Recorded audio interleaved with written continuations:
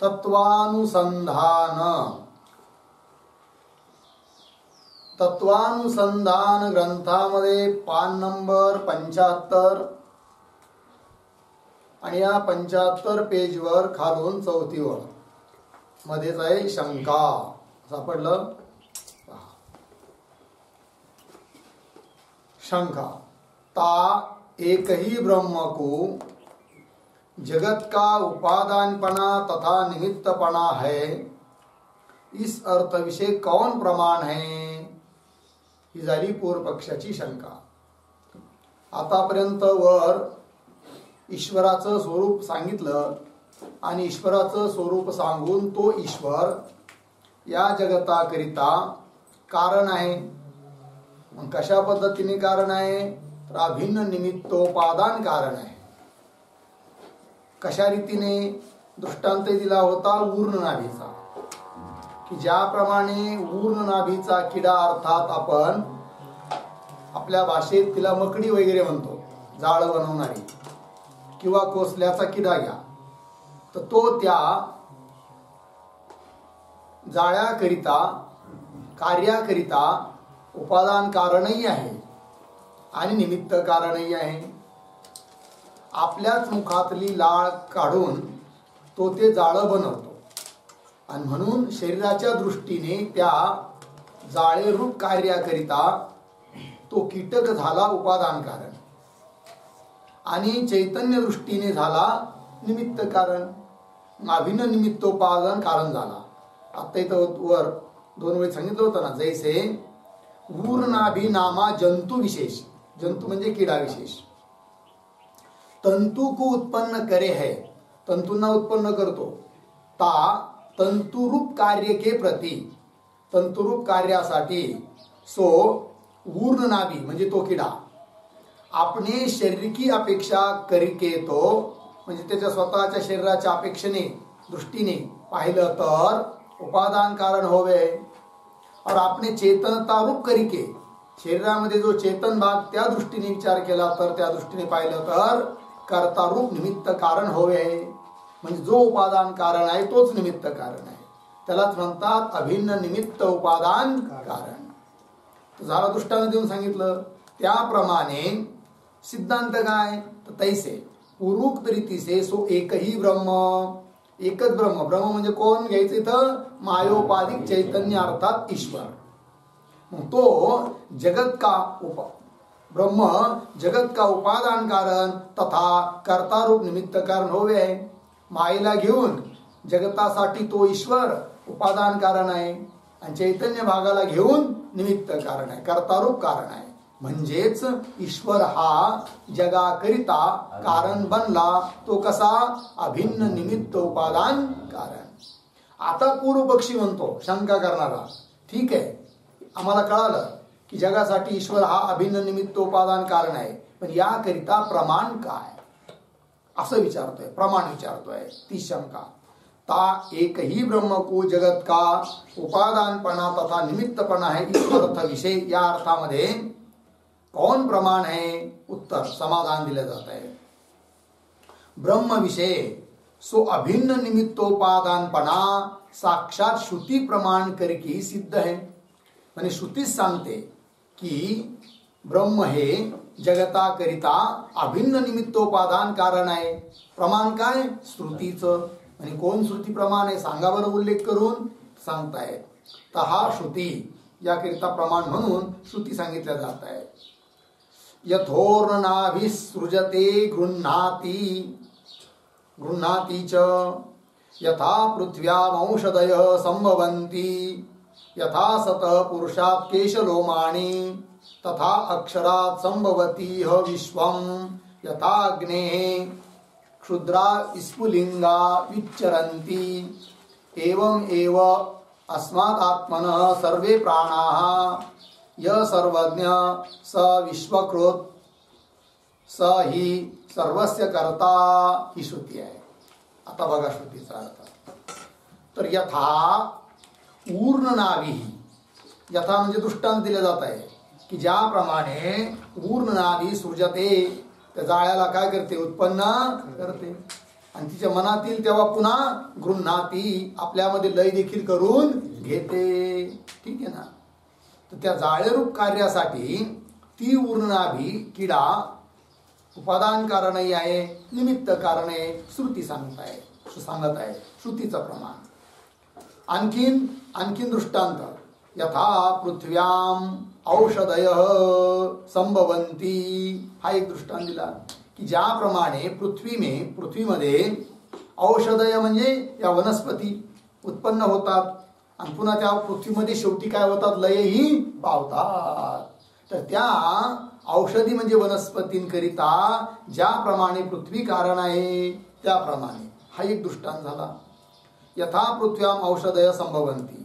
आणखीन यथा सतः पुरुषात केशलोमानी, हा एक दृष्टांत आहे की ज्याप्रमाणे सत्स्वरूप पुरुष म्हणजे इथं आत्मा नाही घ्यायचा, हे आपलं तुमचं आमचं शरीर, कार्यकरण संघात स्वरूप शरीर, त्याच्यापासून जसे केश आणि लोम उत्पन्न होतात त्याप्रमाणे परमात्म्यापासून हे जगत उत्पन्न होतं.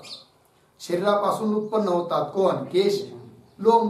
म्हणजे केश आणि लोम यात काय अंतर आहे, तर अंतर आहे. केश म्हणजे काय, डोक्यावर जे असतात त्याला केश म्हणायचं. व्याख्या केली आहे शिरो बाल वालह केश.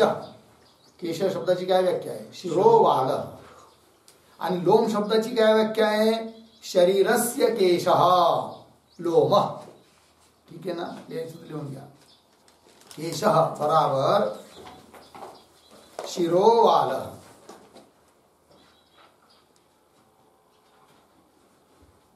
शिरोवाल. लोमः बराबर शरीरस्थ केश.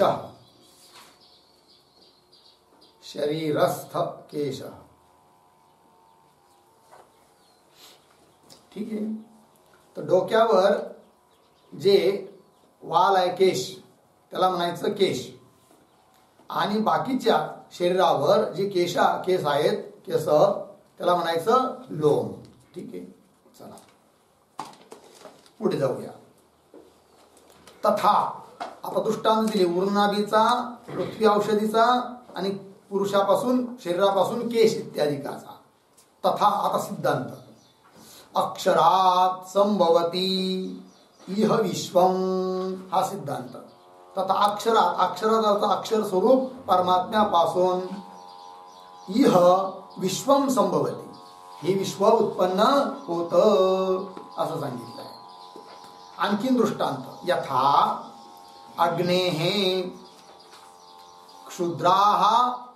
क्षुद्रा विस्फुलिंगाः विच्चरन्ति, की ज्याप्रमाणे अग्नीपासून क्षुद्र म्हणजे छोटे छोटे, विस्फुलिंग म्हणजे चिंगारिया उत्पन्न होतात.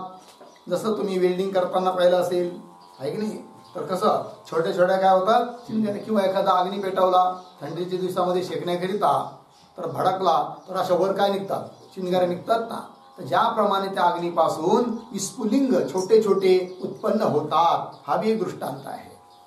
क्षुद्रा विस्फुलिंगा विच्चरंती, उत्पन्न होतात. एवं एव, आता सिद्धांत. त्याचप्रमाणे अस्मात् आत्मनः, या आत्मस्वरूप पुरुषापासून अर्थात परमात्म्यापासून ईश्वरापासून काय बरं, सर्वे प्राणाः, सर्व प्राणी जीव जंतू काही नाही, स्थावर जंगम स्थावर हे सर्व काही जगत उत्पन्न होतं. कुठून, त्या परमात्म्यापासून. आत्मनः सर्वे प्राणाः. बर, जो उत्पन्न करतो परमात्मा तो कसा आहे, तर तो सर्वज्ञ आहे. यह सर्वज्ञ स विश्वकृत, जो सर्वज्ञ आहे तोच या विश्वाला बनवतो. अल्पज्ञ जीव एवढ्या मोठ्या विश्वाला निर्माण करू शकत नाही. यह सर्वज्ञ स विश्वकृत, स ही सर्वस्य करता, आणि तोच परमात्मा या सर्वांचा स्थावर जंगम रूप समस्त जगताचा काय आहे, करता आहे. स्वतः ग्रंथकार या श्रुतीचा अर्थ देत आहे. अर्थ यह, जैसे ऊर्णनाभी जंतु, जंतु म्हणजे किडा, ऊर्णनाभीचा किडा आपणे ते तंतुओं को उत्पन्न करे है, आपल्यापासून स्वतःपासून तंतूंना म्हणजे धाग्यांना उत्पन्न करतो. तथा आपणे विषयी तीन तंतुओं को लय करे है, त्याचप्रमाणे आपल्या ठिकाणी स्वतःमध्येच त्या तंतूंना पुन्हा लय करून घेतो.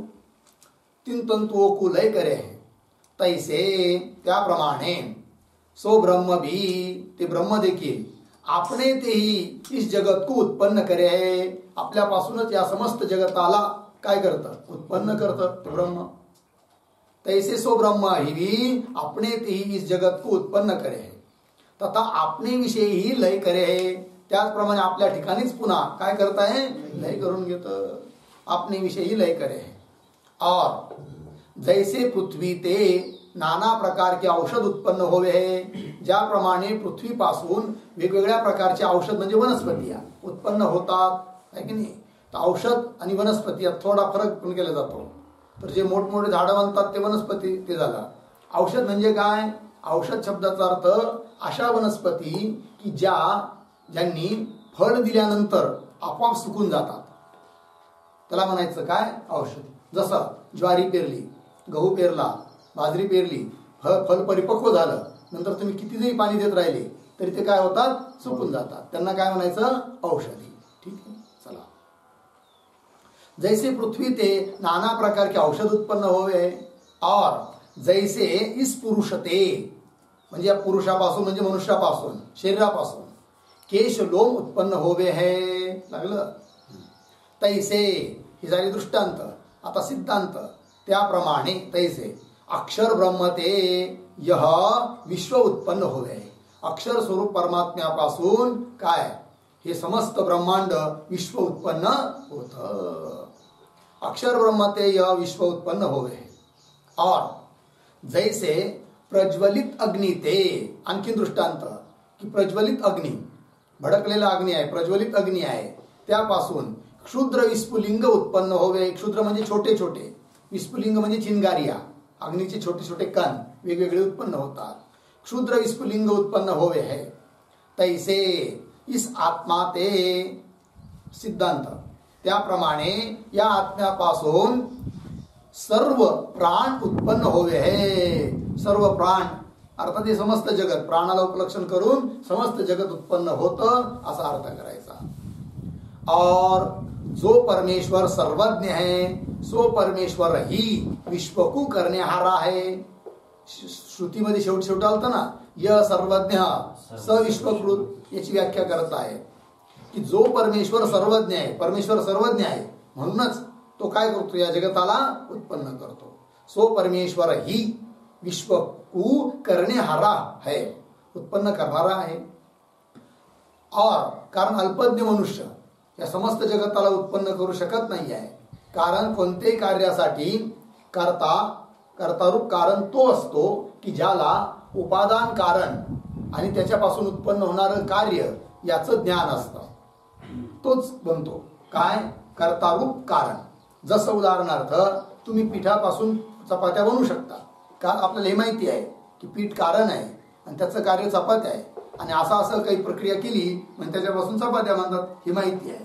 अर्थात कारण उपादान कारणाचं अपरोक्ष ज्ञान असावं लागतं, पुन्हा ते कार्य निर्माण करण्याची इच्छाही असावी लागते आणि त्यासाठी प्रयत्न देखील असावे लागतात. तेव्हा त्या कार्यासाठी तो मनुष्य काय बनतो, कर्तारूप कारण बनतो. त्याप्रमाणे हे समस्त जगत कशापासून उत्पन्न झालंय, कसं करायचं, कोणत्या कारणाचं काय कार्य आहे हे आम्हाला माहित नाही आहे. ज्याला माहिती आहे तो सर्वज्ञ आहे, आणि म्हणून सर्वज्ञ असणाऱ्या ईश्वरापासूनच या जगताची काय होते, उत्पत्ती होते. जो परमेश्वर सर्वज्ञ है सो परमेश्वर ही विश्व को करने आ रहा है, और सो परमेश्वर ही सर्व का करता है, सर्वांना उत्पन्न करणारा तो परमात्माच आहे. इत्यादि अनेक श्रुतिया ता ब्रह्म को जगत का अभिन्न निमित्त उपादान कारण कह है. पूर्व पक्षाने प्रमाण विचारलं होतं की जगताकरिता ईश्वर जर अभिन्न निमित्त उपादान कारण आहे तर याकरिता प्रमाण काय, तर सिद्धांतांनी प्रमाण दिलं श्रुतीचं. इत्यादि अनेक श्रुतिया ता ब्रह्म को जगत का अभिन्न निमित्त उपादान कारण कह है. तथा स्मृती पण प्रमाण आहे. तर काय स्मृती सांगतायत, भगवान सांगतात गीतेत अहम सर्वस्य प्रभवः मत्तः सर्वं प्रवर्तते इत्यादि स्मृती भी तिस उक्त अर्थ को कथन करे है. ठीक आहे ना. भगवान सांगतात अहम सर्वस्य प्रभव, मी सर्वांना काय करतो, उत्पन्न करतो. पुन्हा मत्तः सर्वं प्रवर्तते, माझ्यापासूनच हे सर्व उत्पन्न होतं. साक्षात भगवंताने सांगितलेलं आहे. अर्थात स्मृती ग्रंथ सुद्धा या अर्थाकरिता प्रमाण आहे. इत्यादी स्मृती भी ती सुप्त अर्थ को कथन करे है. याते म्हणून ता एक ही ब्रह्म को जगत का उपादानपणा तथा कर्तापणा संभव आहे. म्हणून एकच असणारं ब्रह्म, ब्रह्म म्हणजे कोण, मायोपाधिक चैतन्य अर्थात ईश्वर असा अर्थ घ्यायचा. कारण उपाधिरहित जे शुद्ध निर्गुण निराकार चैतन्य आहे ते कुणासाठी देखील कारणही नाही आणि कुणाचं कार्यही नाही, ते बिलकुल असंग आहे. म्हणून ते नाही घ्यायचं. इथं ब्रह्म शब्द आला तर मायोपाधिक चैतन्य रूप ईश्वर रूप ब्रह्म अर्थात कार्य ब्रह्म. ठीक है. याते ता एक ही ब्रह्म को जगत का उपादानपणा तथा कर्तापणा संभव है. क्यों इस उक्त ईश्वर को जो सर्वज्ञ नहीं मानिये. समजा कदाचित कोणी म्हणेल ईश्वराला सर्वज्ञ म्हणण्याची काय गरज आहे. समजा घडीवर शंका करणाऱ्याच्या म्हणण्यानुसार ईश्वराला सर्वज्ञ मानलं नाही तर काय अडचण येईल पहा. किंवा इस उक्त ईश्वर को जो सर्वज्ञ नहीं मानिए तो तर ता ईश्वर को सर्व जगत का कर्तापणा ही नहीं संभवेगा. जर सर्वज्ञ मानलं नाही तर तो या समस्त जगताचा कर्ता आहे हेच संभवणार नाही. कसं काय बरं बघा. तो ता ईश्वर को सर्व जगत का कर्तापणा ही नहीं संभवेगा, कारण अल्पज्ञ कोणी या ईश्वराला निर्माण करू शकत नाही. और ते उक्त श्रुतिया ता ईश्वर को सर्व जगत का कर्ता कहे है. आणि वर ज्या श्रुतिया दिल्या की नाही अनेक, त्या सर्व श्रुतिया काय सांगतात की या समस्त जगताचा कर्ता कोण आहे, ईश्वर आहे. अर्थात जगताचा कर्ता ईश्वर आहे निश्चित झाला श्रुती प्रमाणावरून. परंतु तो जो करता आहे तो सर्वज्ञच असणं आवश्यक आहे, अल्पज्ञ करू शकत नाही. अर्थात ईश्वर हा कसा झाला, सर्वज्ञ झाला. ते उक्त श्रुती आता ईश्वर को सर्व जगत का कर्ता कहे है. याते म्हणून ता ईश्वर को सर्वज्ञ अवश्य मान्या चाहिए. म्हणून त्या ईश्वराला सर्वज्ञ अवश्य म्हटलंच पाहिजे. सो ईश्वर का सर्वज्ञपणा श्रुती प्रमाण करके भी सिद्ध है. आणि तो जो ईश्वराचा सर्वज्ञपणा आहे तो श्रुती प्रमाणावरून देखील सिद्ध आहे. काय श्रुती आहे म्हणे, ईश्वर सर्वज्ञ आहे हे सांगण्याकरिता श्रुतीचं प्रमाण दिल्या जाऊ राहिलं. हा श्रुती य सर्वज्ञ सर्ववेद यस्य ज्ञानमयम तपः. ठीक आहे ना, ही श्रुती आहे. य सर्वज्ञ जो सर्वज्ञ आहे तो सर्ववेद आहे. यस्य ज्याचं ज्ञानमयम तपः, ज्ञानमय म्हणजे ज्ञान हेच आहे तप ज्याचं. अर्थ यह जो ईश्वर सर्वज्ञ है. अर्थात सर्वज्ञ म्हणजे काय बरं, तर सर्वज्ञ शब्दाचा अर्थ आहे सर्वम जानाती ती सर्वज्ञ. जो सर्व वस्तूंना सामान्य रूपाने जाणतो आणि विशेष रूपाने पण जाणतो त्याला म्हणतात काय, सर्वज्ञ. बघा, जो ईश्वर सर्वज्ञ है अर्थात सामान्य रूप ते सर्व जगत को जाणणारा आहे. सामान्य रूपाने पण जाणतो आणि विशेष रूपाने पण जाणतो. सामान्य रूप ते सर्व जगत को जाणणारा आहे. तथा जो ईश्वर सर्वविद है, त्या ईश्वराला सर्वज्ञ म्हटलाय, पुन्हा सर्वविद पण म्हटलाय. दोन्हीत काय अंतर, तर सर्वज्ञ म्हणण्यातून तो ईश्वर सर्वज्ञ आहे म्हणजे संपूर्ण जगताला सामान्य रूपाने जाणणार आहे असा अर्थ सर्वज्ञ शब्दाचा. आणि मग त्याच ईश्वराला सर्वविद म्हटलेला आहे. यात काय अंतर आहे, तर ईश्वर सर्वविद आहे याचा अर्थ ईश्वर जगताला विशेष रूपाने पण जाणणार आहे हे सांगायचं आहे. कोणता शब्द प्रयोग करून, सर्वविद. दोन्हीत अंतर झालं की नाही, भेद झाला ना. सर्वज्ञ म्हणजे सामान्य रूपाने जाणणारा आणि सर्वविद म्हणजे विशेष रूपाने जाणणारा आहे. कोण, ईश्वर. तथा जो ईश्वर सर्वविद है अर्थात विशेष रूप ते सर्व जगत को जाणणारा आहे. तर सर्वविद म्हणजे विशेष रूपाने जाणणारा. आणि सर्वज्ञ म्हणजे सामान्य रूपाने जाणणारा. ठीक आहे. बघा आता ईश्वरातून आपल्यात किती अंतर आहे. आपल्याला कोणत्याच वस्तूचं, जगताची गोष्ट सोडाच, जगत तर लांब राहिलं संपूर्ण जगत, छोटी एखादी वस्तू की जी आपल्या जवळ अनेक वर्षापासून आहे, तिला सुद्धा आपण विशेष रूपाने जाणत नाही. जाणलं फक्त सामान्य रूपानेच जाणतो की हे का ही माझ्याकडं पोथी आहे किंवा हा माझ्याकडे ग्रंथ आहे की नाही. हे झालं सामान्य रूपाने ज्ञान. तत्वानुसंधानाचा ग्रंथ एवढ्या रुपयाला मी विकत घेतला आणि हा माझ्याजवळ आहे, हे झालं काय, सामान्य रूपाने ज्ञान. एवढंच ज्ञान आहे आपल्याला. विशेष रूपाने सुद्धा ज्ञान नाहीये एका वस्तूचं सुद्धा. विशेष रूपाचं ज्ञान म्हणजे काय, आता हा ग्रंथ किती परमाणूचा बनला आहे, यात किती अक्षर आहेत आहे की नाही, याला किती अक्षर, ह्या अक्षर छापायला किती शाई लागलेली आहेत वगैरे वगैरे, सर्व काही बारीक सारीक सर्व गोष्टीचं ज्ञान आहे का आपल्याला, नाही आहे.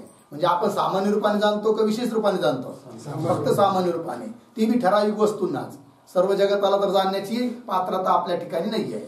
पण ईश्वर मात्र सर्व जगताला, सर्व वस्तूंना सामान्य रूपाने पण जाणतो, विशेष रूपाने पण जाणतो, आहे की नाही. म्हणून आपल्या अंतःकरणात काय गोष्टी चालू आहेत, आपल्या बुद्धीत काय विचार आलेले आहेत, या प्रत्येक गोष्टीचा साक्षी आहे कोण, ईश्वर. कारण तो सर्वज्ञ असून सर्वविद आहे. कळलं. चला, ऐसा सर्वज्ञ ईश्वर लागलं ना, पुढे गेला. जो ईश्वर सर्वज्ञ है अर्थात सामान्य रूप से सर्व जगत को जानने आ रहा है, तथा जो ईश्वर सर्वविद है अर्थात विशेष रूप से सर्व जगत को जानने आ रहा है. लागलं. और जिस ईश्वर का सर्व जगत विषयक ज्ञान मय ही तप है. सर्व जगत विषय, जगत विषयक संपूर्ण जगताला विषय करणारं जे ज्ञान, हे ज्ञानच ज्याचं तप आहे, असा तो ईश्वर. ईश्वराचं तप कोणतं, संपूर्ण जगताचं ज्ञान, हेच त्याचं काय आहे, तप. और जिस ईश्वर का सर्व जगत विषयक ज्ञान मय ही तप है, इथे ऐसे सर्वज्ञ ईश्वर को सर्व जगत का कर्तापणा संभव्य है. अशा असणाऱ्या सर्वज्ञ ईश्वर, सर्वज्ञ असा जो ईश्वर, त्याच्या ठिकाणी सर्व जगताचा कर्तापणा संभवतो. अर्थात तोच या संपूर्ण जगताचा काय आहे, कर्ता आहे. यावर पुन्हा आता पूर्वपक्षी शंका घेतोय. सापडलं शंका. पुराणादिको विषय, पुराणादिको विषय, हा पुराणादिको विषय तो म्हणजे पुराणादिकांमध्ये तर ब्रह्मा, विष्णू, महेश इन तीनों ते ही जगत की उत्पत्ति, स्थिति, लय कथन करे है. और तुमने यहाँ माया उपहित परमेश्वर ते ही जगत की उत्पत्ति, स्थिति, लय कथन करे है. याते तीन पुराणादिकों के वचनों का विरोध प्राप्त होवेगा. इथपर्यंत झाली ही शंका. कळली की नाही. सरळ सरळ शंका आहे. पूर्व पक्षी म्हणतो सिद्धांत्यांना हे तुम्ही आता जे वर वर्णन केलं काय, की समस्त जगताचा कारण कोण आहे, ईश्वर आहे. पण हे तुमचं कथन करणं म्हणजे पुराणाबरोबर तुमचा विरोध येऊ राहिला. म्हणजे कसं काय बरं, तर पुराणामध्ये सांगितलं आहे या जगताच्या उत्पत्तीचं कारण कोण, ब्रह्मदेव. ब्रह्मदेव उत्पन्न करतो, विष्णू या जगताचं पालन करतो, आणि जेव्हा महाप्रलय व्हायचा असतो तेव्हा भगवान शंकर काय करतात, त्याचा संहार करतात, असं सांगितलेलं आहे. मग ते दिलं सोडून आणि तुम्ही कुठून ईश्वरांना काय माहित बुवा, आणि तो ईश्वरच या जगताचा अभिन्न निमित्तोपदान कारण आहे असं तुम्ही सांगायला लागले. हे काय आम्हाला तुमचं म्हणणं बरोबर पटत नाही, आम्ही तर पुराणवादी आहोत असं म्हणून राहिला कोण, पूर्व पक्षी, शंका करणारा. कळलं. पंक्ती पहा. पुराणादिको विषय तो, पुराणादिकांमध्ये तर ब्रह्मा, विष्णू, महेश. ब्रह्मा म्हणजे ब्रह्मदेव. ब्रह्मा शब्दाने अर्थ सच्चिदानंद ब्रह्म नाही घ्यायचं. ब्रह्मा म्हणजे कोण, चतुर्भुज ब्रह्मदेव. चतुर्भुज नाही, चतुर्मुख, चार आहे मुख ज्याचे, असा ब्रह्मदेव घ्यायचा ब्रह्मा शब्दाने. पुन्हा विष्णू, विष्णू म्हणजे कोण, शंख, चक्र, गदा ज्याच्या हातात आहे. पुन्हा झोपलेला आहे कशावर, शेषशय्या आहे, शेष नागावर झोपलेला आहे. लक्ष्मी ज्याची पाय दाबत असते. कळलं की नाही, तो विष्णू. आणि महेश म्हणजे भगवान शंकर, हिमालयात बसलेले आहेत. चंद्रावर, चंद्र आहे डोक्यावर, गळ्यामध्ये सर्प आहे. बसायला कुठं जायचं झालं यात्रेला तर नंदी आहे की नाही, आपलं बसायचं नंदीवर, डोगो डोगो डोगो डोगो चालली आपली सवारी, कळलं की नाही. किती भारी रूप आहे भगवान शंकराचं, पण किती त्यागी आहेत.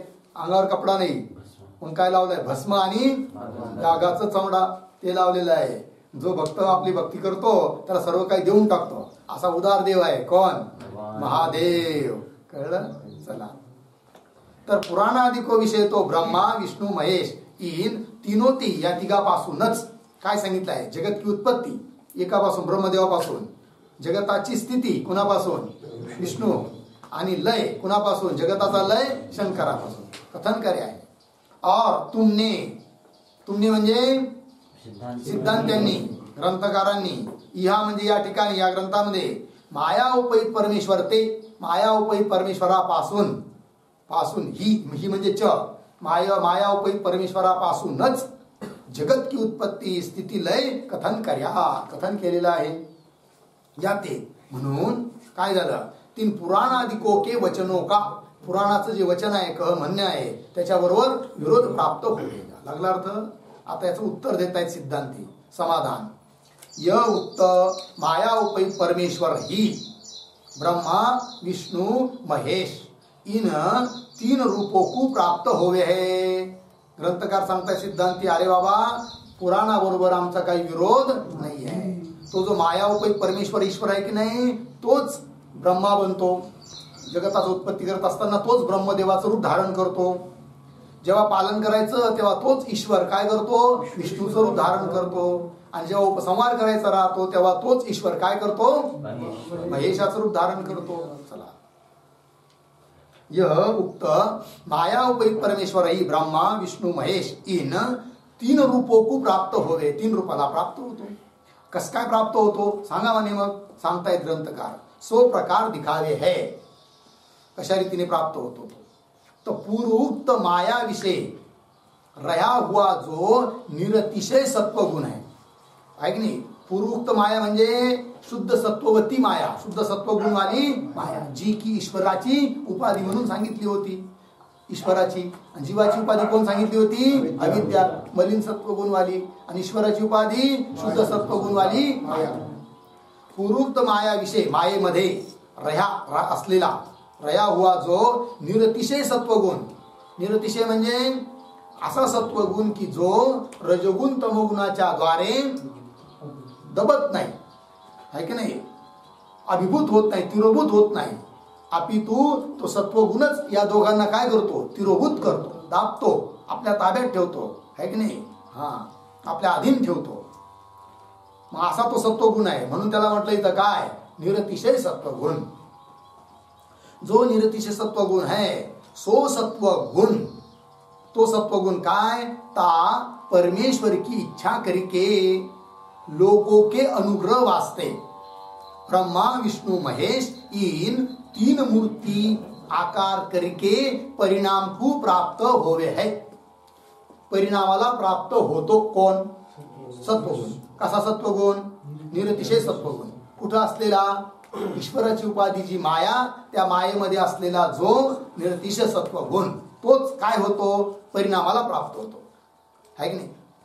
कशा, त्याला कारण कोण, परिणामाला कसं काय प्राप्त होतो, ईश्वराच्या इच्छेने.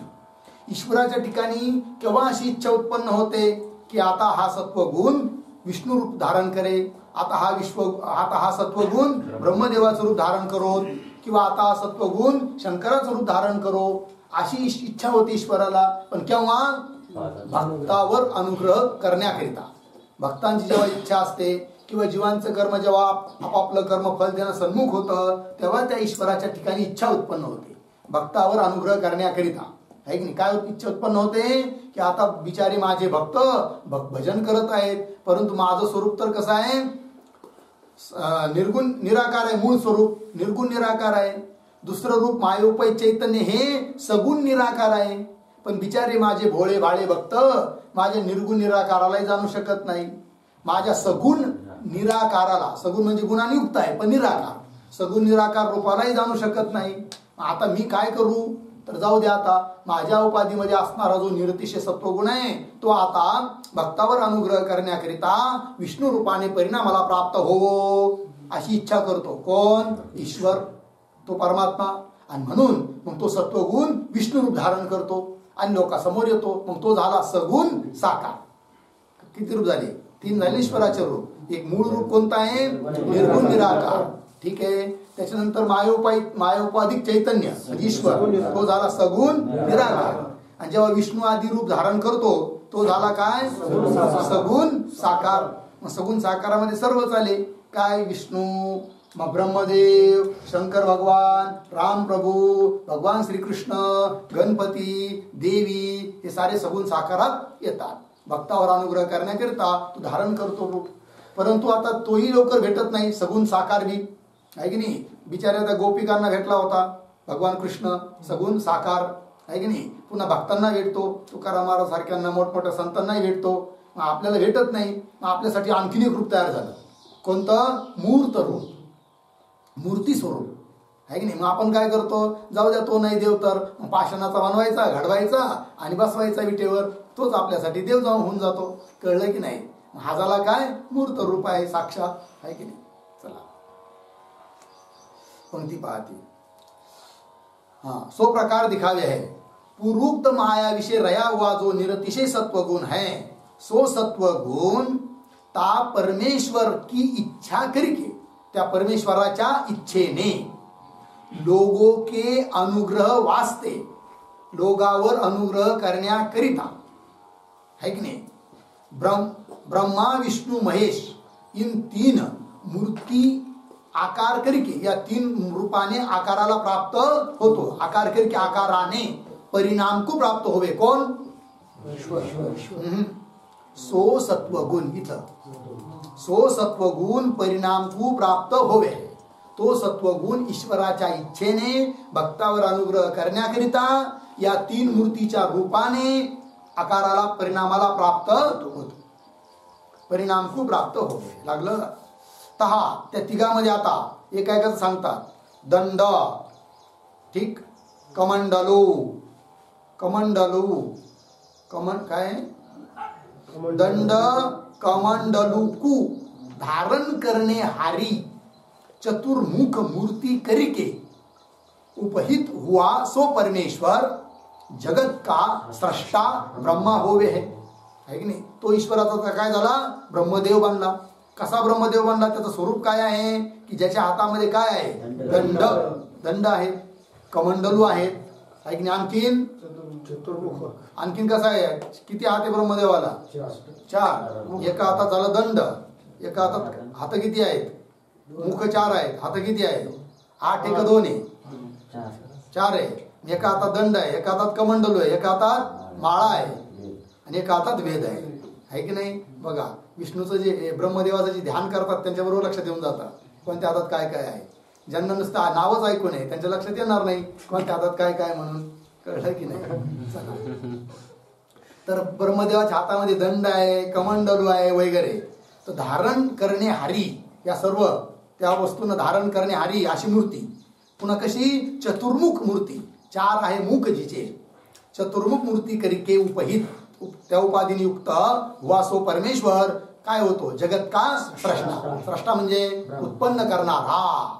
स्रष्टा शब्दाचा अर्थ होतो उत्पन्न करणारा होतो. असा कोण? ब्रह्मदेव, ब्रह्मा होवे आहे.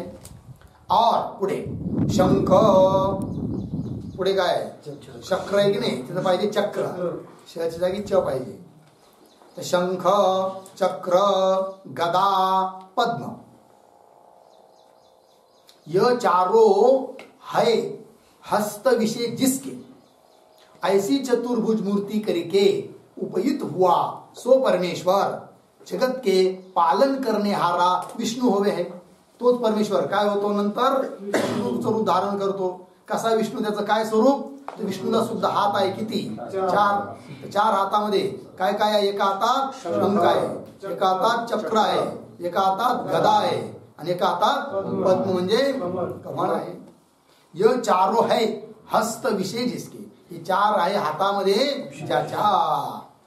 ऐसी चतुर्भुज मूर्ती करके, असे जे 4 भुजांनी युक्त मूर्ती, त्या मूर्तीने उपहित चैतन्य. चतुर्भुज मूर्ती करके उपहित हुआ, उपाधीने युक्त हुआ, उपाधीने युक्त असा झालेला तो परमेश्वर सो परमेश्वर जगत के पालन करण्याहारा, जगताचं पालन करणारा, सांभाळ करणारा विष्णू होवे हे. तो काय म्हणतो करतो, मग विष्णूचं रूप धारण करतो आणि बरोबर जगताचं पालन करतो. त्या त्या काळात त्या त्या गोष्टी साऱ्या जोडून देतो. उन्हाळा आला तर उष्णता, मग त्याच वेळेस काय करतो तो, उष्णता वाढवून समुद्राच्या पाण्याचं बाष्पीभवन करतो. मग त्याचे ढग तयार होतात. ते ढग पुन्हा उत्पन्न झाले तर वर थांबायला पाहिजे. मग ते ईश्वराला चिंता पडली, आता हे ढग तर त्या समुद्रावरच थांबले आहेत, मग कसं काय इकडे जमिनीवर पाऊस पडणार. मग लगेच भगवंताने वायू तयार केला आणि त्या वायूला प्रेरणा दिली आणि ते वायूने मग ते ढग इकडं आणले. कुठं, या जमिनीवर आणले इकडं. पण ते नुसते असं पळतच राहतील. वायू काय पळतच घेऊन जाणार त्यांना, कुणाला, ढगांना. ते थांबणार कसं काय आणि मग कसं काय पाऊस पडणार. मग मध्ये डोंगर तयार केली, मोठमोठे पर्वत निर्माण केले. कळलं की नाही. मग पर्वत अडवतात त्या ढगांना. बघा ना काय सृष्टी आहे. भगवंताची सृष्टी बिलकुल कशी आहे, परफेक्ट आहे. त्याच्यात थोडी सुद्धा न्यूनता तुम्हाला सापडणार नाही. विचार करा, आज मी दिवसभर निबंध लिहायक ईश्वराच्या सृष्टीमध्ये काय अधिक आहे आणि काय कमी आहे हा विषय, आणि याच्यावर विचार करा की हे नसायला पाहिजे होतं किंवा हे आणखीन असं असायला पाहिजे होतं. तुम्हाला असं काहीच सापडणार नाही. कारण ईश्वराची सृष्टी कशी आहे, बिलकुल तंतोतंत आहे. कदाचित तुम्हाला भ्रमाने वाटेल की ही अमुक अमुक जीव विनाकारण तयार केला किंवा अमुक गोष्ट विनाकारण तयार केली ईश्वराने, पण असं नाही आहे. त्याचं सुद्धा प्रयोजन आहे. दृष्टांत दिले जातो ना विचारसागरात आलं की त्या एक सावकार असतो आणि त्याच्या पाठीमागं चोर लागतो आणि तो पळतो, आहे की नाही. सावकारामागं चोर पळतो, तो बिचारा सावकार डोंगराने पळतो आणि अचानक त्याला आता कुठं संरक्षण सापडत नाही. एक गुहा दिसते आणि त्या गुहेत जाऊन तो लपतो आणि थोडा त्या चोराला यायला वेळ लागतो मागून, जरा काट्याचा रस्ता असल्यामुळे दगडधोंड्याचा, आणि आला त्या गुहेजवळ. त्या चोराला अगोदर असं वाटलं काय की नक्कीच सावकार या गुहेत लपला असावा, परंतु तेवढ्यात सावकार मध्ये गेला आणि त्या तिथं त्या मकडी होत्या की नाही, त्यांनी ती जाळं बनवलं तिथं ते तोंडाला, दरवाजाला. मग त्या चोराने पुन्हा विचार केला, जर कदाचित सावकार इथं मध्ये गेला असता तर हे जाळं मोडलं असतं, पण जाळं तसंच आहे. याचा अर्थ सावकार इथं गेलेला नाही, असं स्वतःशीच त्याने बडबड केली आणि चोर पुढे निघून गेला त्या सावकारला शोधण्याकरिता. शेवटी त्या चोराला सावकार सापडला नाही. मग नंतर संध्याकाळच्या वेळेस तो सावकार बिचारा आपल्या आपल्या वस्तीला निघून गेला हळसकून. पण त्याने विचार केला, जर आज हे मकडीचं जाळं नसतं तर माझा घातच होत होता. म्हणजे त्याचं सुद्धा प्रयोजन ठरलं की नाही. हा उदाहरण आहे. तर प्रत्येक गोष्टीचं काय आहे, प्रयोजन आहे. कदाचित त्याचं प्रयोजन काय कोणत्याही गोष्टीचं हे आपल्याला कळत नसलं तर ईश्वराला मात्र कळत आहे. कळलं की नाही. म्हणून काटे काऊन निर्माण केले, साप काऊन निर्माण केले, हे दुःख काऊन निर्माण केलं, असं काही म्हणायची गरज नाही आहे की नाही. म्हणजे मग आमच्याशी काऊन त्याचा योग येतो ना, आम्हाला काऊन दुःख होतं, दुःख नाही व्हायला पाहिजे, काऊन दुःख निर्माण केलं नाही. त्याला ईश्वर काही करू शकत नाही. तुमचं कर्म तसं आहे. जसं कर्म असेल तसं दुःख भेटत आहे वगैरे. चला, विनाकारण रस्त्याने जाता काही कारण नसताना कुत्र्या जर दगड मारत बसले, आहे की नाही, काही कारण असतं का, काहीच नाही. पण विनाकारण पोरं काय करतात, दगड घेतात आणि ते कुत्र्याच्या मागे लागतात, आहे की नाही, बिचाराचा पाय मोडून टाकतात. मग ईश्वर म्हणतो, बरं ठीक आहे, तू त्याचा पाय मोडला ना, तू जाणार कुठं आहे ना, आज नवल्या माझ्याच तावडीत आहे. कळलं की नाही. कर्म हे फिरून फिरून आपल्याकडेच येतं. त्या कोणत्या ऋषीची कथा आहे की नाही, नुसतं भुंग्यामध्ये काटा खोसला, ते गुर्र वाजायचं ना, मजा करते म्हणून, मजा वाटते म्हणून, आणि असं पाहिलं तर त्याचा परिणाम त्यांना सुळावर जावं लागलं. मांडवी ऋषीची कथा येते. कळलं की नाही. सुळावर जावं लागलं. मग त्यांनी विचार केला, अरे मी तर जन्मापासून कधी पाप केलं नाही, मला का बरं सुळावर दिलं असं राजाने, काय असं माझं पाप असेल. म्हणून त्याने ध्यान केलं त्या ऋषींनी, आणि ध्यान करून बघितले मागची जन्म, फाईल उचकून पाहिल्या तर तिथं फाईल सापडली. काय की भुंग्याला काटा टोचला होता, त्याचा परिणाम आज सुळावर जावं लागला. म्हणून कोणालाही विनाकारण त्रास देऊ नये. कळलं. चला कुठं चालला. हाँ, शंख चक्र गदा पद्म ये चारों है हस्त विषय हाथामध्ये जिसके ऐसी चतुर्भुज मूर्ति करके उपहित हुआ सो परमेश्वर जगत के पालन करने हारा विष्णु होवे. लागलं. और 3 है नेत्र जिसके, महादेवाला किती डोळे आहेत, 3 आहेत. काय उघडे 2च असतात, है की नाही. जेव्हा हे पूर्ण संवार करायचा असतो, है की नाही, तेव्हा 3रा डोळा उघडतो. मग कोण, महादेव. आणि 3रा डोळा उघडला त्यात नुसते जसं नदीला पूर येतात की नाही, तसे अग्नीचे लोट चालणार आणि समस्त जगत जळून जाणार. पाहिलं की नाही कधी. टीव्ही मध्ये अशा अग्नी तिसरा डॉग गट असा अग्नी पळतो, पाहिलाय ना? कस काय बनवतात काय माहित बा ते सारे. ठीक आहे, चला. त्यांनाही बिचाऱ्यांना बुद्धी ईश्वरच देतोय. हा, 3 है नेत्र जिसके, 3 आहे डोळे ज्यांचे, तथा आणखीन कसा, त्रिशूल है हस्त विषय जिसके, ज्याच्या हातामध्ये काय आहे, त्रिशूल आहे जिसके, ऐसी मूर्ती करिके उपहित, अशा मूर्तीने उपहित हुआ सो परमेश्वर जगत का संहार करता, नाश करणारा महेश्वर होवे आहे. त्याला महेश्वर म्हणा, महेश म्हणा, शंकर म्हणा, महादेव म्हणा, आहे की नाही, भोलेनाथ म्हणा, सर्वात भोळा देव, सर्वात लवकर प्रसन्न होणार आहे असं म्हणतात बा. आपल्याला काही अजून झाला नाही, आपण प्रयत्नही केला नाही, कळलं की नाही. चला, जगत का संहार करता महेश्वर होवे आहे. किती बळ आहे तो विचारा, माहिती का? महाशिवरात्रीचा दिवस होता आणि त्याच्यावर लोक बेल चढवतात. आतापर्यंत असा इतिहास आहे. एक दिवस काय झालं, त्या महादेवाच्या पिंडीवरच वर असा घंटा लावला होता, आहे की नाही, त्या मंदिरामध्ये. आणि मोठा घंटा होता पितळाचा, खूप किमतीचा. रात्रीची वेळ झाली आणि एक चोर आला. त्याला असं वाटलं की चोरी तर कारण, पण आज काही सापडाना, जाऊ द्या, महादेवाचा घंटा आहे नाही त्या मंदिरात अडकलेला, हात चोरी करून घेऊन जाऊ. पण आता काढायचा कस काय, महादेवाची पिंड भडी मोठी आहे आणि तिच्यावर तो घंटा आहे, बरं उभं राहायला काहीच नाही. त्याने काय केलं, त्या महादेवाच्या पिंडीवर उभा राहिला तो चोर. कशासाठी, घंटा काढायचा. लगेच महादेव प्रसन्न झाला. आणि कस काय, त्या महादेवाला असं वाटलं, अरे बाप रे बाप, आतापर्यंत इतिहासामध्ये मला लोकांनी दुसरीच वस्तू अर्पण केल्या, आहे की नाही. कोणी पानं वाहत आहे, कोणी पाणी वाहत आहे, कोणी बेलाची पानं वाहत आहे, पण स्वतः कोणी वाहून घेणारा हा पहिलाच.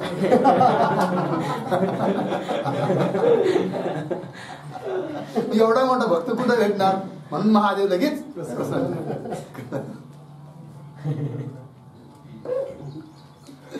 चला, सो एवढा भोळा आहे आमचा महादेव. सो परमेश्वर जगत का संहार करता महेश्वर होवे. इस प्रकार सो एक परमेश्वर ही, तो एकच परमेश्वर काय, ब्रह्मा विष्णू महेश रूप होवे है. लागलं ता श्रुती म्हणे का हो, तो एकच परमेश्वर मायोपाधिक चैतन्य कधी ब्रह्मा बनतो, कधी विष्णू बनतो, कधी महादेव बनतो. यासाठी प्रमाण काय? तुम्ही म्हणजे तुम्ही माथ्यातलं बोलताय का गाथ्यातलं बोलताय? म्हणजे तुमच्या बोलण्याला काही आधार आहे का नाही, का तुमच्या मनगडंत आहे गोष्टी? तर ग्रंथ काय सांगतात, आम्ही काहीच आमच्या मनात सांगत नाही, मनाचं सांगत नाही. जे सांगतो ते सारं श्रुती स्मृतीचा आधार असलेलंच सांगतोय. म्हणजे मग आता तुम्ही जे बोललात की तो मायोपाधिक चैतन्य ईश्वर तोच कधी ब्रह्मदेवाचं, कधी विष्णूचं, कधी शंकराचं रूप धारण करतो, याला प्रमाण काय? तर प्रमाण देत आहेत श्रुतीचं. ता श्रुती स ब्रह्मा स शिव सेंद्र स अक्षर परम स्वराट स एव विष्णू, ही श्रुती आहे. तर स अर्थात तो मायोपाधिक चैतन्य अर्थात परमेश्वर, ब्रह्मा ब्रह्मदेव बनतो, स शिव तो शिव बनतो, स इंद्र तोच इंद्र बनतो. कोण तो? ही सारे रूप धारण करणारा. सहा अक्षर परम स्वराट, अक्षर स्वरूप परम स्वराट स्वतंत्र ऐसा जो परमात्मा तोच स एव विष्णू, तोच विष्णूही बनतो. म्हणजे सारे रूप धारण करणारा कोण आहे? तोच आहे. अर्थ देत आहे. सो मायोपाधिक परमेश्वर ही ब्रह्मारूप होवे है. तो मायोपाधिक परमेश्वरच काय होतो? ब्रह्मा म्हणजे ब्रह्मदेवाचं रूप धारण करतो. तथा शिव होवे है, शिवरूप है, कधी शिवाचं रूप धारण करतो.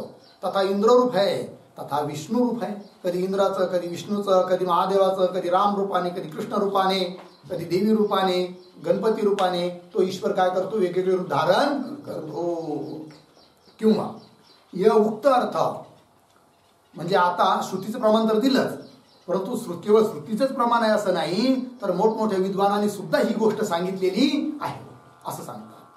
किंवा यह उक्त अर्थ पूर्व विद्वान आचार्यों ने भी कथन करे आहे.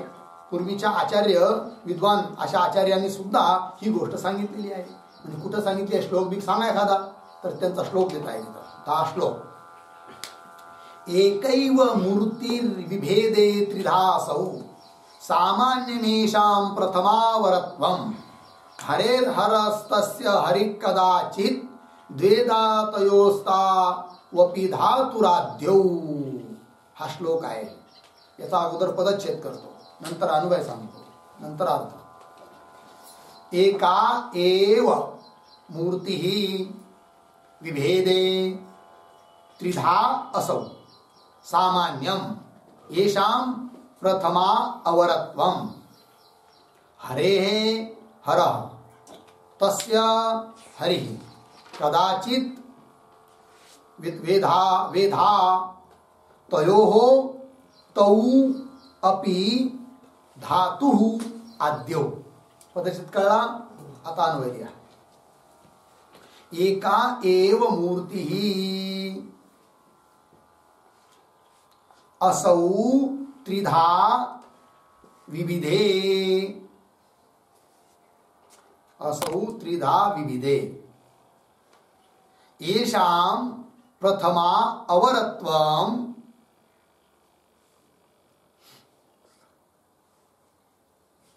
येषां प्रथमा अवरत्वम सामान्यम. पुढे हरेः हरः अर्धविराम तस्य हरिः कदाचित्. पुढे तयोः वेधा. ठीक. धातुः आद्यौ तौ अपि. तौ अपि झालं. अर्थ पहा. एकदा खालचा अर्थ वाचून घेऊ नंतर पुन्हा अर्थ सांगतो. अर्थ सो अर्थ यह सो एक ही परमेश्वर मूर्ती. एकही परमेश्वर मूर्ती म्हणजे मायोपाधिक चैतन्य रूप ईश्वर ब्रह्मा विष्णु महेश इन तीन प्रकार के भेद को प्राप्त हो गए. तिन्ही प्रकारच्या भेदाला प्राप्त होतो. श्लोकाचा पहिला पाठ कसं. एका एव मूर्ती असौ त्रिधा विभेद. याचा अर्थ झाला. एका एव मूर्ती म्हणजे तो मायोपाधिक चैतन्य अर्थात ईश्वर. तो एकच परमेश्वर असौ त्रिधा विविधे या तीन रूपांनी विभागाला प्राप्त होतो. ब्रह्म विष्णू महेश. आता पुढे पहा. और मग म्हणे का हो या तिघांमध्ये पहिला कोण नंतरचा कोण. म्हणजे असं काही नाही. हे समान आहे.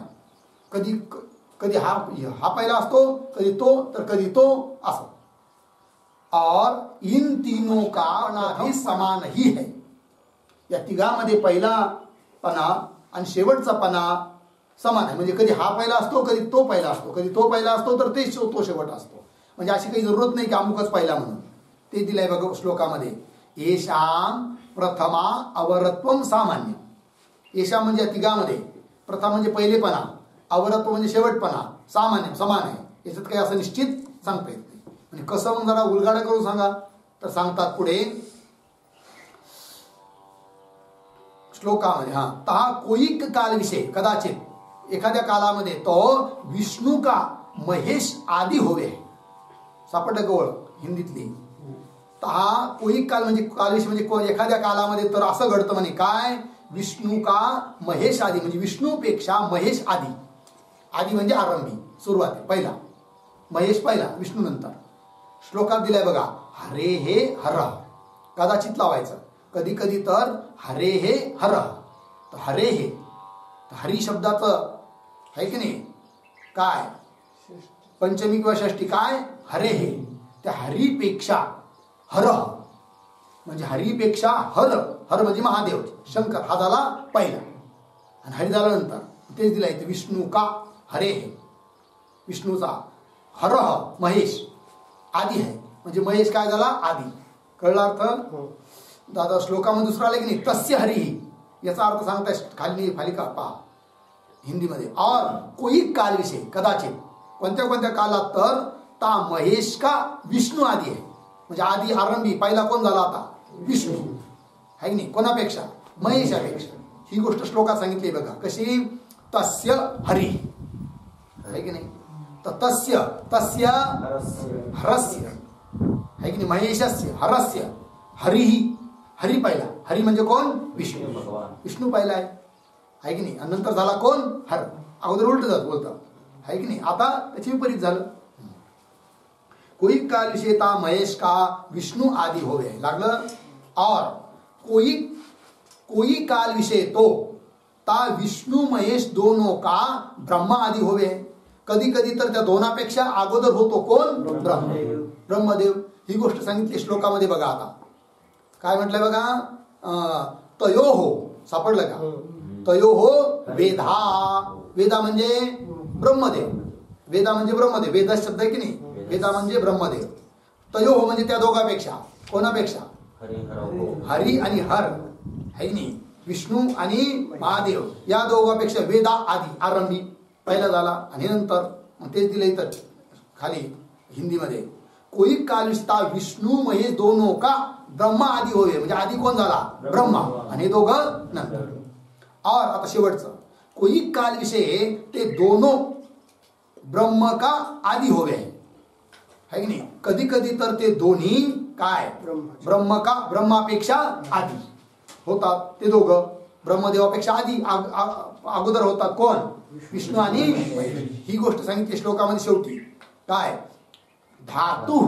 धातू म्हणजे धाता ब्रह्मदेव आहे की नाही. त्याची पंचमी किंवा षष्टी झाली धातू. आद्यौ तौ अपि. धातूपेक्षा म्हणजे ब्रह्मदेवापेक्षा आद्यौ आरंभी पहिले कोण? तौ अपि. तौ हरिहरव. हरिहरव विष्णू आणि महादेव हे दोघं आधी. कुणापेक्षा? धातू महादेवापेक्षा. हे चौथ्याचं सांगितलं. कोई काल विषय ते दोनों ब्रह्म का आधी होवे. म्हणजे ब्रह्मदेवापेक्षा ते दोघं आधी होतात असा अर्थ. श्लोक लागला पूर्ण. खालची टीका पण लागली. चला.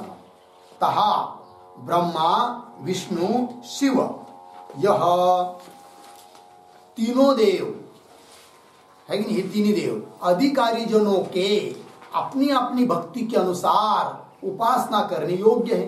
हे तिन्ही देव उपासना करण्याला योग्य आहे आपल्या आपल्या भक्ती अनुसार. कदाचित कुणाची भक्ती जुळते कुणाबरोबर. कुणाची अतिशय श्रद्धा असते ब्रह्मदेवावर. कुणाची अतिशय भक्ती असते विष्णूवर. कोणाची अतिशय भक्ती असते महादेवावर.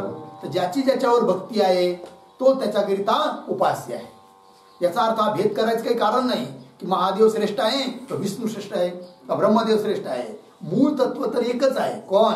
मायोपाधिक चैतन्य ईश्वर. एकच तत्व एकच ईश्वर आहे. तोच आपापल्या भक्ताच्या इच्छेनुसार वेगवेगळे रूप धारण करतो.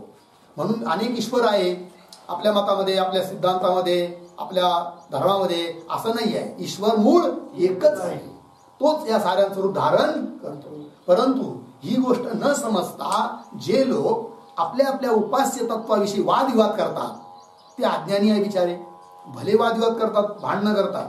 शैव उपासक विष्णू उपासक अत्यंत शत्रुता कट्टरता असते त्यांच्यात.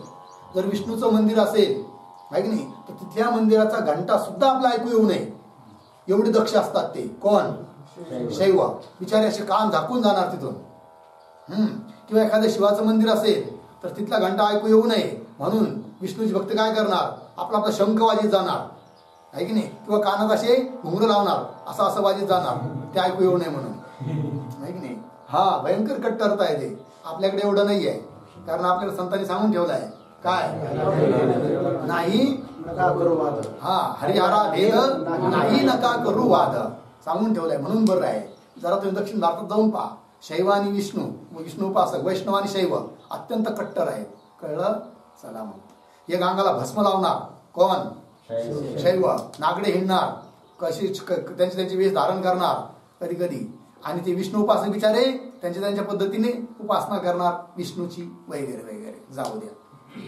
ये तीनों देव अधिकारी जनों के अपने अपने भक्ति के अनुसार उपासना करणे योग्य है. लागलं. पूर्व पक्षाची काय शंका होती की पुराणात सांगितलंय म्हणे जगताच्या उत्पत्तीचा कारण पालक संवादक कोण सांगितलंय? ब्रह्मदेव विष्णू आणि महेश सांगितलंय. आणि तुम्ही तर सांगता की मायोपाधिक चैतन्य कोणीतरी धरून आणला म्हणे तुम्ही ईश्वर.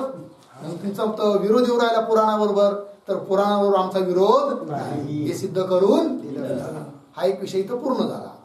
और काही एक ग्रंथकार तो आता काही दुसरे ग्रंथकार काय म्हणतात काय मत आहे त्याचा विचार आपण. ओम पूर्णमदः पूर्णमिदं पूर्णात् पूर्णमुदच्यते